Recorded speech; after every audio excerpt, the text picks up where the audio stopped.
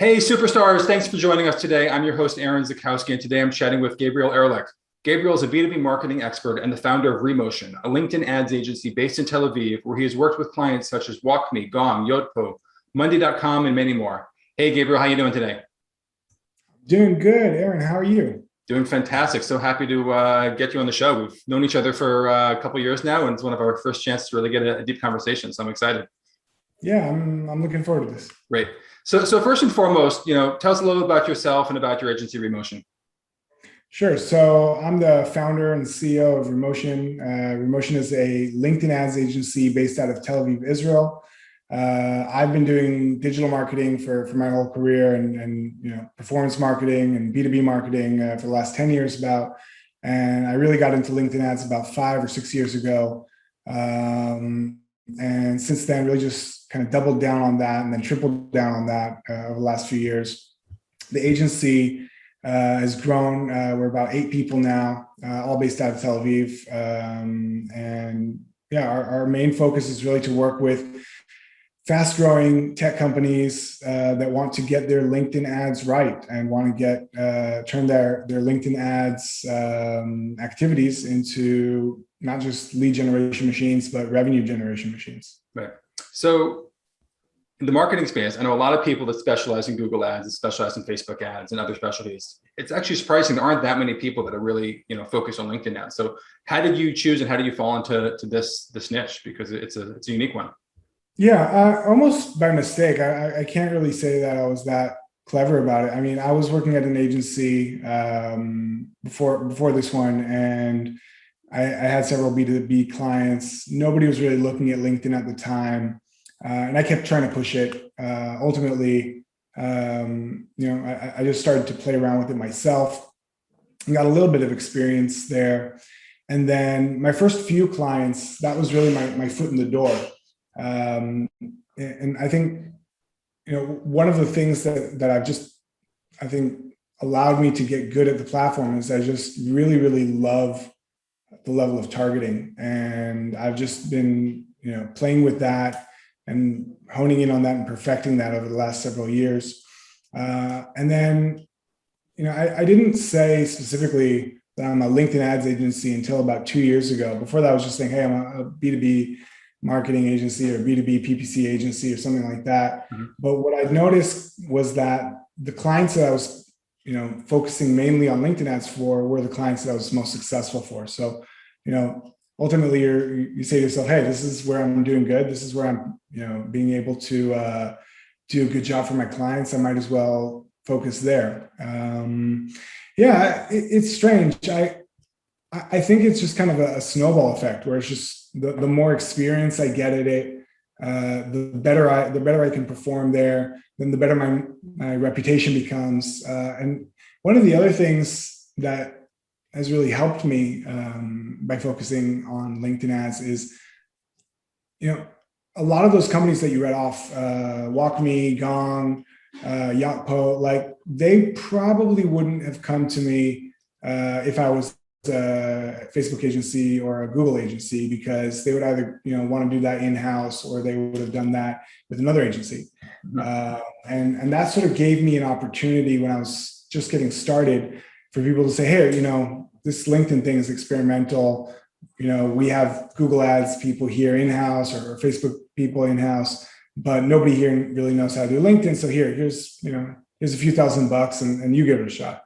And so that really gave me an opportunity to both prove myself with some of the best companies in the world and also work with some of the best marketers in the world. So I got to learn from them as well.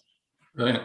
So kind of building on what you said. So LinkedIn ads do kind of seem like a mystery to people. A lot of people talk about them. They say, oh, they're so expensive. The cost per click is so expensive. CPMs are ridiculous sometimes.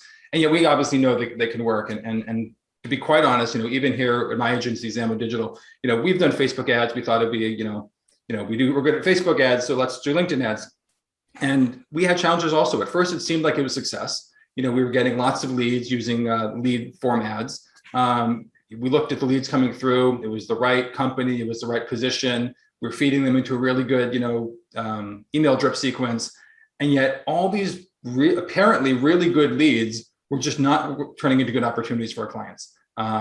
And we were all baffled, and the client was baffled. We were baffled. We thought we were doing a good job with our drip campaigns, with our nurture, all that kind of stuff, and yet it didn't work. And I hear similar experiences from a lot of marketers who they try it out. They tend to be smart marketers, paid acquisition, and yet LinkedIn doesn't work for them. So, what is it about? I guess I'll ask you differently. How does a B2B SaaS company make LinkedIn work? What's the difference in the strategy, and how does one have to think about LinkedIn ads differently than some of these other platforms in order to make it a success? Yeah. So first of all, LinkedIn is not for every B2B SaaS company. And I think that the distinction that I like to make is, Facebook ads is fantastic if you are targeting, let's say, all marketers or all designers or all HR people or all salespeople, without necessarily caring that much about seniority or company size or industry. Mm-hmm.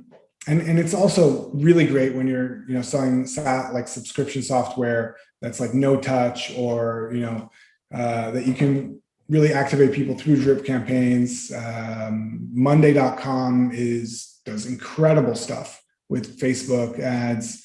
Any company that you're really doing kind of a SaaS subscription model where it starts at like, freemium and then $5 a user or $10 a user. Yeah.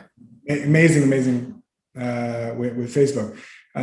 With LinkedIn, I would say that if your average lifetime value is less than $20,000, you probably are not going to be able to make it ROI positive. And that's sort of the lower end of things. So LinkedIn works a lot better with enterprise, but not just enterprise. There, some higher ticket mid-market stuff, but anything where you're selling, where the average subscription is going to be at least $1,000 or $2,000 a month. That's where it starts to get interesting. You usually want to have like an SDR driven sales motion where the leads are coming in and somebody is actually reaching out to the leads in order to schedule a demo call. I have yet to see a very successful campaign on LinkedIn that is just driving people to a free trial and then getting a drip campaign to make it work. I just haven't seen it. Mm-hmm. I've seen, dozens of campaigns and accounts. I've audited a bunch of accounts. It's very, very rare for that to work. Is that because the cost per lead just tends to be so expensive that if I don't think so. I don't think it's just the cost per lead. The cost per lead is part of it, but it's something about, I don't know, it's something about the users there versus users elsewhere. It's also kind of it's smaller numbers, right? So on Facebook, you can kind of get, higher, like larger numbers of people through the door. Sure. And they're going to be cheaper in general.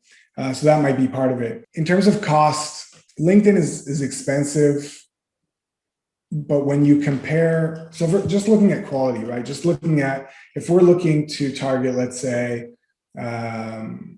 marketing directors at companies that have over 1,000 employees, and let's say you have some industry considerations. Let's say, for example, and this is something that we see a lot. Maybe you're not interested in targeting agencies and consultancies, and so if you're going to go after marketers, just kind of by definition, you're going to be getting a lot of freelancers, and you're going to be getting a lot of consultancies, and you're going to be getting a lot of agencies. Right. And so if you're only interested, let's say, in directors and not decision makers, large companies, if you're comparing, let's say, an MQL, or let's say just a relevant lead, or a lead that falls into your qualification metrics, comparing that from LinkedIn to anywhere else, Facebook, YouTube, whatever, Google, it's gonna even out and actually go towards the direction of LinkedIn actually being cheaper, the more your criteria is stringent. So if you say we're only interested in Fortune 500, we're only interested in people from the hospitality industry, or we're only interested in companies that are between 200 and 1,000 people, which sometimes we get these weird, these weird things. And if you're only interested in certain things in terms of seniorities or job titles, the more stringent your targeting is, the more expensive it is going to be to get those guys elsewhere. Right. Because I mean, we always say on Facebook is you're generally having to cast a very wide net to make sure you catch those people, but then you're going to get a whole bunch of people you don't want as well. Exactly. So you're gonna get more of the relevant people that you want on LinkedIn for the most part, and the targeting isn't perfect. There are some issues with the targeting sometimes. One of the most common issues is LinkedIn, and this is, I guess, a technical side note for anybody who's listening. LinkedIn will target somebody that falls under your criteria for any job they have. So, for example, if you're targeting CEOs at, let's say banks, and so you're targeting a CEO as a job title, or CXO as a seniority, or something like that, and banking industry, you will get some of those, but you will also get somebody who is, the CEO of their, their own company, and also as a janitor at a big bank. So I see. They'll take that industry from one job listing with the title from another. That's interesting. Yeah, and you'll get some of that, and it's pretty difficult to avoid that. There's some things that you can do, but it's pretty difficult to avoid those. And then there's some other things like if you're only interested in large companies. Again, somebody might, and you'll see that a lot, that they might list that they're an assistant professor at a larger university, and they're also, an analyst or a marketer at something, or at a smaller company. And so if you're only interested in larger companies, you might get that guy because of that. Makes sense. That happens as well. But I would say that on average, I would say anywhere between 75% and 80% for most companies, for most targeting, is going to be exactly what you want. Yeah. And so that's pretty powerful. Yeah. I mean, I think that's the thing that most people know and can figure out a little bit easier, maybe, is the fact that Facebook's targeting LinkedIn's targeting is way more exact when it comes to these, business positions and such. I think maybe the question that where a lot of people struggle a bit more is, now that we know how to target them, what should that offer look like? Like I told you before, we've targeted kind of as you described, using lead ads. And yet we didn't really get those leads to go anywhere and become opportunities, So when you're creating campaigns, and let's think about maybe different stages of the funnel. So like top of funnel, cold audiences, what are you going to put in front of people? Is it going to be a lead ad? Is it going to be a webinar? Are you going to send them straight to content, gated, not content? How do you think about that? And one more question with that is, are you doing it for brand awareness at the beginning, or are you actually trying to capture that lead? So that's a great question. When I start out with a new client, I'm usually gonna, if they don't have a long history of LinkedIn ads that I can base that on, I'm gonna want to try a few things at first. Typically, the most standard thing is just gonna be some sort of gated content play, some top of funnel content, some ebook or guide or case study or something like that. The reason why I want to try to get the cheapest lead possible at first, just to test my targeting. And so, if we're going and we're trying different targeting and we want to see what works, it helps to know who we're actually getting. So the offer there is going to be, download this ebook or something like that. And we're typically going to use the lead gen forms, landing pages, unless the company has really, really high converting landing pages, which I've seen, but I'm seeing less and less of for B2B at least. So unless that's the case, we're usually going to be using lead gen forms, which have a plethora of problems themselves that we can talk about. But we'll be using the lead gen forms, and then hopefully we'll get a cheap enough lead that we can learn pretty quickly whether or not we like the targeting or not. I'll also try to gauge the sort of the level of demand in my general audience with some sort of direct response campaign. So, if we're talking about, get a demo, we're usually talking about get a demo in these kind of things, schedule a demo, get a demo. I do like to run direct response just to see, first of all, what's the level of demand for this offer, right? So if we're talking about, I don't know, some sort of, let's say we're talking about something familiar to marketers, like marketing automation. So we have a brand new marketing automation software. It's competing with HubSpot, but it's marketing automation software that also combines with lead enrichment. I don't know. And that's really cool. And let's say, we're running ads for that. So you would see, we kind of have our benchmarks for what that should look like on LinkedIn, if that works. And just kind of out of the gate without any sort of crazy optimization, however high or low that is compared to our benchmark, that kind of gives us an idea of what the level of demand is right now for that offer. And so if we're getting, let's say, a $300 cost per lead, which is about average for our clients, for a demo request lead, $300 in the North American market, then great. That looks reasonable, and we should be able to do something with that. The lead to opportunity rate isn't going to be as high as it is for, let's say, Google search, but you can definitely get it to work. And once you get those leads in there, that absolutely should be something that should be able to move down the funnel. Getting that to work, though, is the challenge. Everybody has that challenge as well. And I don't know if it's not just with LinkedIn ads, but I know it's definitely a challenge for every for every B2B company. Once you're driving those leads, whether or not they ask for a demo, whether or not they download content, moving them down the funnel is definitely a challenge. We're doing more and more. I hate using the word awareness, but like we're doing more campaigns that are not strictly lead gen, and I really hesitate to use the word awareness because there's such a misuse of that term in advertising, and so usually when a client asks me to do an awareness campaign, it is a campaign that is not expected to deliver any sort of results, and sort of just like, we want to push this thing out there. Yeah, more branding than awareness. Yeah, and I think even for the for the purposes of branding, when you look at a lot of this stuff, it doesn't necessarily actually do the trick.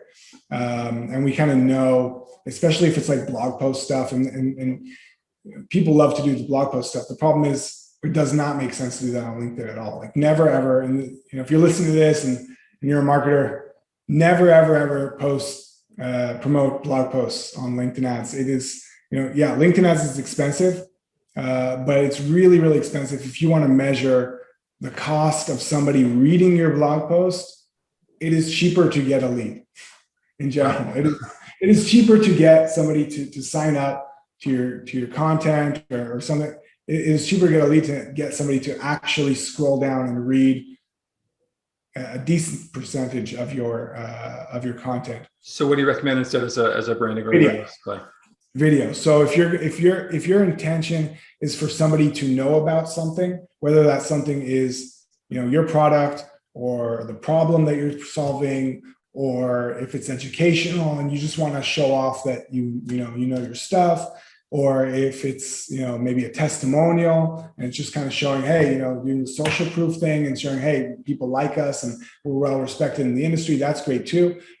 Think about yourself, right? If you're scrolling down LinkedIn and you see a content, let's say it's a social proof content about another agency that does design services. Yep. That's nice. You'll see a blog post and learn how so and so did 250x whatever with our thing.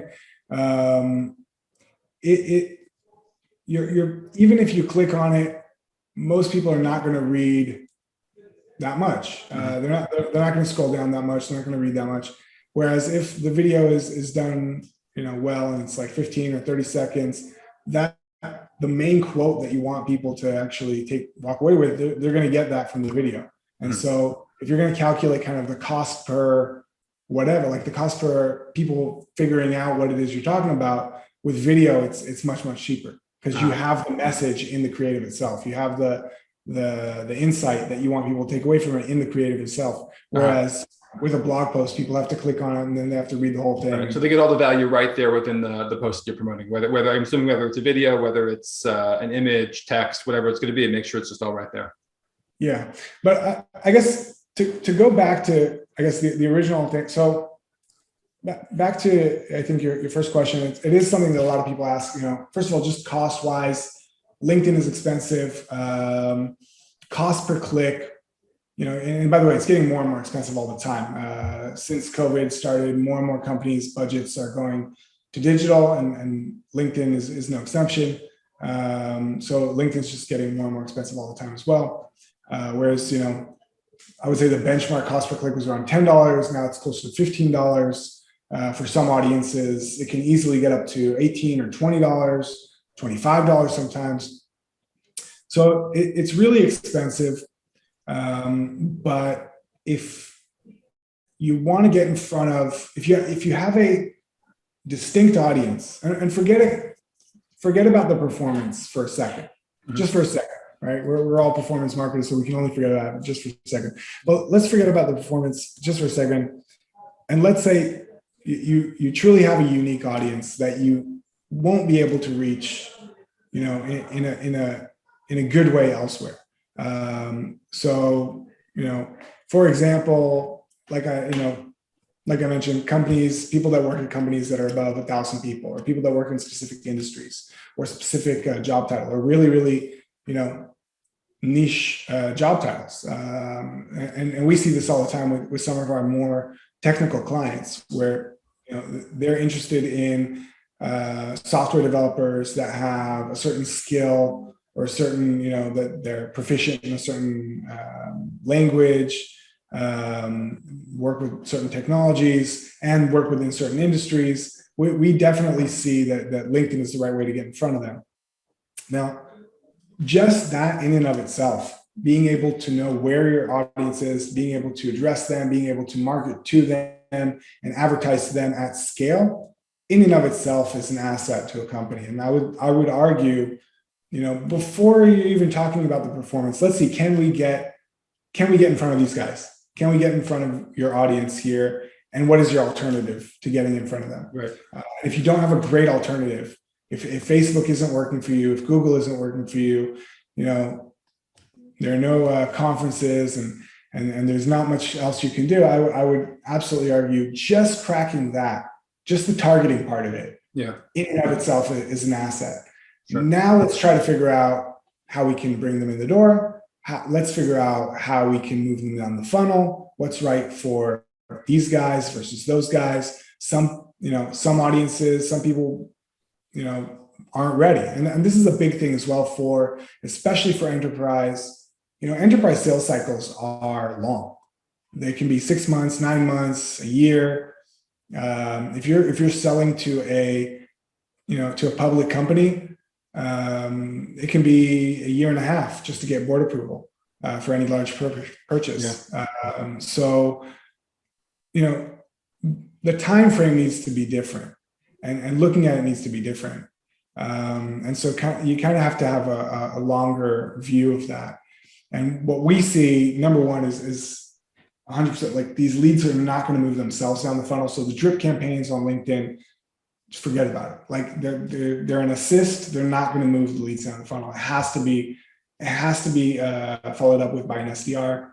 There has to be some sort of work, somebody reaching out. Doesn't have to be a phone call. Doesn't have to be email. LinkedIn, you can just reach out to them on LinkedIn, which is great. But somebody's going to have to reach out and say, hey, would you like to talk? Would you like to learn about what we're all about? Otherwise, actually, I want to clarify. Sorry to interrupt. To clarify on the demo capture, because it sounds like the majority of the acquisition you're doing is demo requests, right? So within that, are you? It sounds like you're not using landing pages still too much, even for that offer. You're still going to capture it within the lead form, right? Yeah. That's just my experience, and I'm curious if yours are the same. It's just a lot cheaper doing it that way than sending to absolutely. But is there a trade-off though on the quality of the pre-selling and the knowledge they have about what they're actually signing up for by just being able to see the ad versus being on a landing page? 100%. There is 100% a trade-off between that and that. What we found out over time and using, analyzing a ton of data is that it works out in the lead gen form's favor. So having more leads and cheaper leads that know a little bit less is better than getting a lot less leads, a lot more expensive leads that know a little bit more. And so we've done that, over many clients over a long period of time. There are a few trade-offs. One would be, first of all, there's an ease of operations using lead gen forms. So if I want to test out, a new lead gen, like a new headline, it's really simple. And, obviously it's simple if you're using optimized lead, but not everybody is. Some companies use unbalanced or something like that. But if you're using WordPress, or if your landing pages are they have to go through a developer or something like that, that can be really tough. But if the conversion rate isn't high enough, and I think that's one of the biggest problems that I have with landing pages. If it was just that it was expensive, I think we could live with it. But because the conversion rate is so low, you have to spend a lot of money, and you have to it takes longer to learn things that way. And so if, let's say you have, $30,000 a month, and with, let's say, the same offer of a demo request on with a lead gen form is going to cost you $300 cost per lead, whereas with a landing page, let's say it costs you, I don't know, 3 times more expensive. Let's say it's $900 cost per lead. Let's say it's even better. Let's say that the lead to meeting rate for the lead gen form is 10%, right? So that's a $3,000 meeting. And let's say that for the landing page, it's it's slightly better. Let's say better. I don't know, $2,700 or something, like $2,600, Okay. something like that. Even then, I prefer the lead gen form. Just try to optimize it so that it gets better, because what we see with, I'm just kind of pulling up my calculator here. So what we see with the landing page, so like, let's say it's a $900 cost per lead. We're spending $30,000 a month. That's only 33 leads per average, on average, in a month. So like one on average every day. And as you know, one on average every day means you have a bunch of days that have 0, and you have a bunch of days that have 2. Right. And you have a bunch of days that have 1. And so like you could have a good 3 or 4 days with no leads, and you're not sure if something is wrong or not. And that's kind of the situation that's really tough. So if you can afford to, and you're spending maybe $100,000, and you're okay with, getting a lead at $900. And that's, I think, one of the other problems as well, is that even if it, like, let's say it evened out, let's say it was exactly the same, $3,000 or even $2,000 cost per meeting for lead gen forms, and $2,000 for with the landing page, all else being equal, I prefer the landing page, right? Right. But what ends up happening is, if you're getting a lot more leads with the lead gen form, unfortunately, we still live in a world where the main KPI that our clients are looking at is volume of leads. Sure. And so, hey, what happened to the lead volume? We were doing 100 leads a month. Now we're doing 30 leads a month. Right. What's going on? Do you ever get a pushback from the sales team? Because we've seen situations where we're going for that, slightly volume and balancing out volume and quality of leads, where the sales team just isn't really excited about dealing with our leads. Versus if you can get that higher quality lead, that you're, I guess kind of the trade-off, the form versus the landing page, but that the sales team is more interested in dealing with a certain type of lead and doesn't really want all your, paid acquisition leads. Sales teams need to grow up. We hear that a lot as well. But I mean, look, if you are an SDR or you're responsible for sales, and you have enough leads, let's say from the website and word of mouth and direct, organic, all that stuff, that's great. Your stomach's full, you're well fed, and you're not going to be as excited about social leads, whether that's LinkedIn or Facebook. My guess is. I have 2 recommendations. Recommendation number 1, and I think this is the smartest thing that any team that has SDRs can do, is separate. I mean, first of all, you should be separating inbound from outbound for sure, 100%. But even within inbound, I think you should be separating between, organic search, direct traffic, and then within the paid search, you should be separating brand and generic, and then everything else that is paid social should go to one guy or one girl that's just dealing with those leads. Because what I've found is that SDRs are incentivized to do something. Usually it's to book a meeting for the AE. Right. And when they kind of get wind of some leads converting at a different rate than other leads, whether consciously or not, probably not, probably yes, they prioritize. Sure. The problem is, what they don't understand is, these leads cost a lot of money to get. The other thing that they may not realize is, this is how we grow.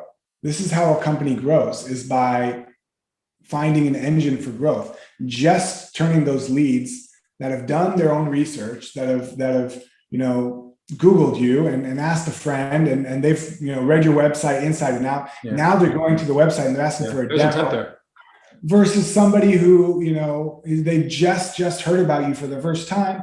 Obviously, it's going to be easier to get that lead that did their own research. They did all the work for you. Yeah, that lead that just indicated a very slight amount of intent to learn more about you guys. Yeah, that's where you're going to have to earn your supper. You're going to have to help this guy understand why they should be talking to you, why it's interesting, what the value is, what kind of solutions you're solving for. And so, yeah, of course, it's, if you're selling ice cream on a hot summer day and somebody's coming up and they want to buy ice cream, obviously that's going to be easier than selling ice to Eskimos, right? Sure. So, it doesn't mean that you can't, and it doesn't mean you shouldn't. And I think that and it's not even the SDR's fault. It's the head of sales. They need to understand that there's a limited amount of people who are going to be coming in through the website, that are going to be coming in through through direct traffic. Yeah. And that's why we do paid acquisition. Yeah, and the acquisition ultimately is where the growth happens. Sure. The other thing that I want to touch on, and I think it's important to mention as well.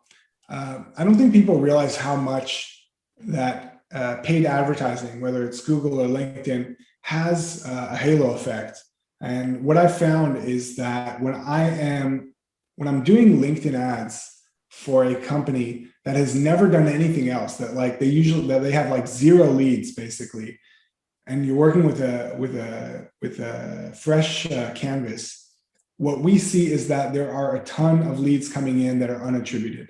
Yeah. A ton. Yeah. And when it's a large company that they've been around for a while and they've been doing a bunch of stuff, so they get an average of 10 or 50 leads a day. So they're not necessarily going to feel those unattributed leads, and they're going to say, "Oh, cool, this lead came in and they asked for a demo from the website." But what we see a lot of is that those people will see an ad. If they get what you're all about from the ad, they might not click on the ad, but they'll say, "Oh, cool,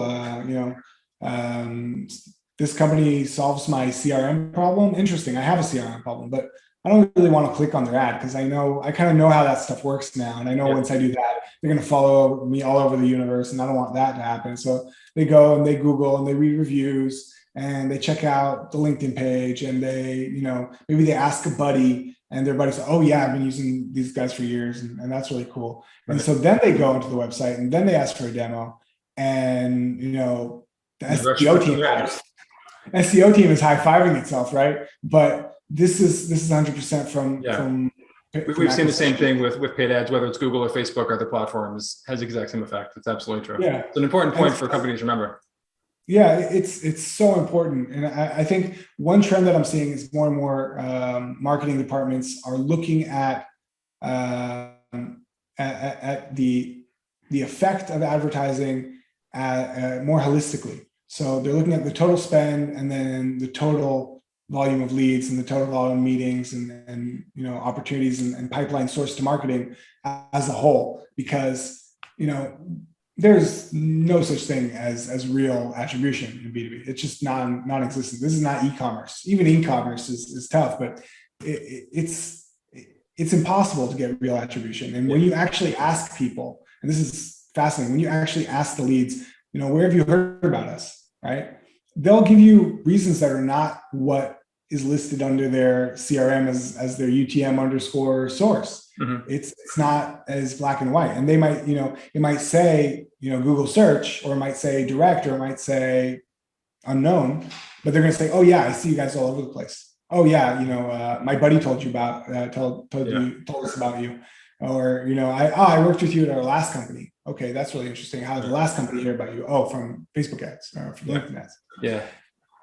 Attribution is definitely a funny thing. And I think we have to look at things very loosely, which actually leads to one of my next questions that I had here prepared for you is, iOS 14, obviously in the Facebook world, it feels like the sky is falling and everyone's talking about it. How is it affecting things in LinkedIn world? Well, for me, not at all, because because you lead forms. Yeah. Amazing. And I think that even when we're doing Facebook ads, we're doing most of the lead forms. I don't want people to leave the platform for me to get the lead. And there's some disadvantages to that for sure. But at the end of the day, the guy's the guy, right? The intent is the intent. That doesn't change the intent or the guy. What the landing page does sometimes is convinces. Mm-hmm. But if you're ending up with more people with the form, with the lead gen form, than you would otherwise, that just gives you more of an opportunity to convince. That's how I see it. Right. So if you're, sorry, go ahead. Sorry. I had a question about the form I wanted to ask before, but now you brought it back.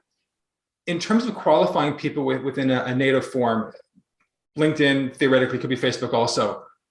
What's the minimum you're asking for in terms of the fields in the form? And are you adding questions in there to qualify the quality or the intent a little bit, other than just, basic, name, phone number, email? Yeah. Do you want to know what my clients want, or do you want to know what I want? Well, I'm pretty sure I know what your clients want, which is probably every question you could probably possibly ask. and let me ask you this way. What do you guys settle on in the middle, and what do you guys typically do to get to the best results? So the fun thing about LinkedIn is it's probably one of the only places where you can get a lead from somebody and then go to their LinkedIn profile and then fill in the blanks. So all you really need is their first name. Not their first name and their company name and their job title. You can obviously their profile. You can just ask for their profile. That's all you really need. And it actually gives you all you need to reach out to them as well, because you can just email them. And that's an experiment that I did for myself. I was just kind of tried running LinkedIn ads for the agency a few months ago. And all I asked for was first name and LinkedIn profile. Really? And I got really high conversion rate, really cheap leads from exactly the kind of companies I wanted. And I just, instead of trying to call them or email them, I just sent them a LinkedIn message. And we got a higher response rate than most SDRs get with email or phone. So, that's workable. Wow. For sure. That's workable. The other thing I found, and this is another really interesting thing, I guess this kind of goes back to your original question of hey, why aren't these leads moving down the funnel? The first week I was doing that, I was really excited about it. And I would write to these people the moment I saw the lead come in. And I think I had a 50% reply rate to my emails, because they clicked on a thing and then they get a message. Yeah. The next week, I got busy and I got bored and I wasn't as excited about it. And it took me a few hours the next day or something like that. That number dropped to 5%. Right. And so, what's the moral of the story is that there are all these indicators that are not necessarily have anything to do either with the targeting or with the creative or the platform or the cost, but with the follow-up. And the follow-up in B2B is probably the most important thing, because we can get the right people at the right companies to sign up for stuff, especially if it's content. If the offer is hey, we have something interesting for you to read, you can get a lot of people to sign up. How you're responding to that, what the follow-up is, and here's another really, really important point. When people are signing up for a demo request in paid social, whether that's LinkedIn or Facebook, unless it's from a retargeting ad and we know for a fact that they're familiar with us, they have not just signed up for a demo request. They have signed up to learn about a demo request.